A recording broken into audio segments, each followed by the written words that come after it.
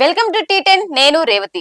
ఢిల్లీ మద్యం కేసులో అరెస్ట్ అయిన ఆప్ సీనియర్ నేత మనీష్ సిసోడియాకు శుక్రవారం బెయిల్ మంజూరు చేసిన సుప్రీంకోర్టు ఈ కేసు విషయమై ఈడీ సిబిఐ వైఖరిని తప్పుపట్టింది. ఏదైనా కేసు విషయమై ఏ నిందితుడిని ఎల్లకాలం జైల్లో ఉంచకూడదని తీవ్ర స్వరంతో హెచ్చరించింది. ఛార్జీ షీట్ల పేరిట కాలయాపన చేస్తున్న ఈడీ సిబిఐ తీరును ఈ సందర్భంగా ఎండగట్టింది.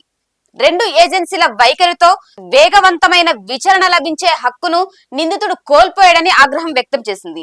బెయిల్ అనేది విషయమని, జైలు అనేది మినహాయింపుగా గుర్తించాలంటూ స్పష్టం చేసింది. ఈ మేరకు జస్టిస్ బిఆర్ గవాయ్, జస్టిస్ కేవి విశ్వనాథన్ తో కూడిన ద్విసభ్య ధర్మాసనం 38 పేజీల తీర్పులో కీలక వ్యాఖ్యలు చేసింది. ఏ కేసు అయినా కానివ్వండి, నిందితుడిని కాలపరిమితి లేకుండా జైలులో ఉంచకూడదు.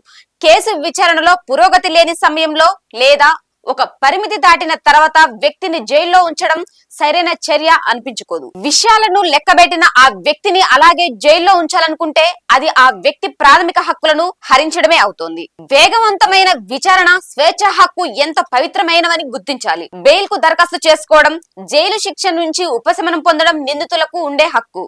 బెయిల్ అనేది ఒక నియమం, జైలు అనేది మినహాయింపు అనే విషయాన్ని ట్రయల్ కోర్టులు, హైకోర్టులు గుర్తించాల్సిన సమయం ఆసన్నమైంది.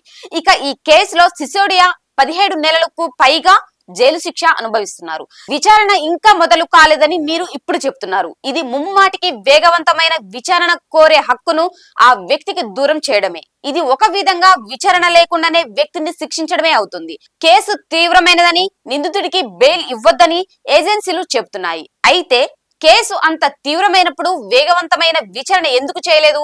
త్వరితగతిన విచారణ పూర్తి చేయని మీరు నిందితుడికి బెయిల్ ఇవ్వద్దని చెప్పడం సరికాదు. ఈ కేసులో 495 మంది సాక్షులు ఉన్నారని చెప్తున్నారు. లక్షల పేజీల డాక్యుమెంట్లు సమర్పించారు. ఇలాంటి సమయంలో మీ విచారణ ఎప్పుడు అర్థమవుతుంది?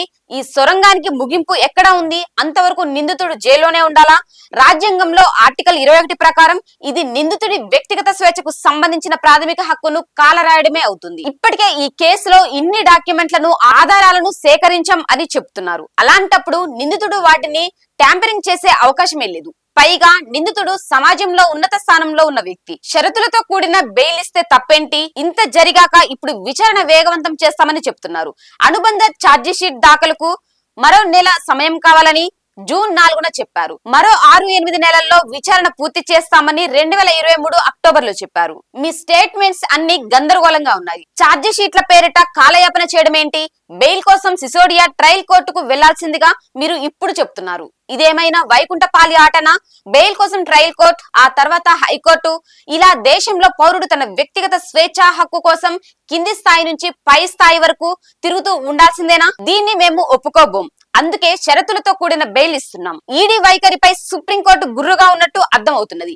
గడిచిన కొద్ది రోజుల్లో జరిగిన కేసుల విచారణే ఇందుకు ఉదాహరణగా చెప్పొచ్చు. పిఎంఎల్ఏ చట్టం పేరిట ఈడీ దుందడుగు చర్యలను ఇటీవల విమర్శించిన అత్యున్నత ధర్మాసనం అదే పిఎంఎల్ఏ చట్టం కింద ఈడీ నమోదు చేసిన 5,000 కేసుల్లో నేరారోపణలు రుజువైనవి 40కి మించకపోవడంపై ఆగ్రహం వ్యక్తం చేసింది. తాజాగా సిసోడియా బెయిల్ పిటిషన్ పై ఈడీతో పాటు సిబిఐ వైఖరిని తప్పుబట్టింది. ఇది ఇవాల్టి న్యూస్. చూస్తూనే ఉండండి టీ10.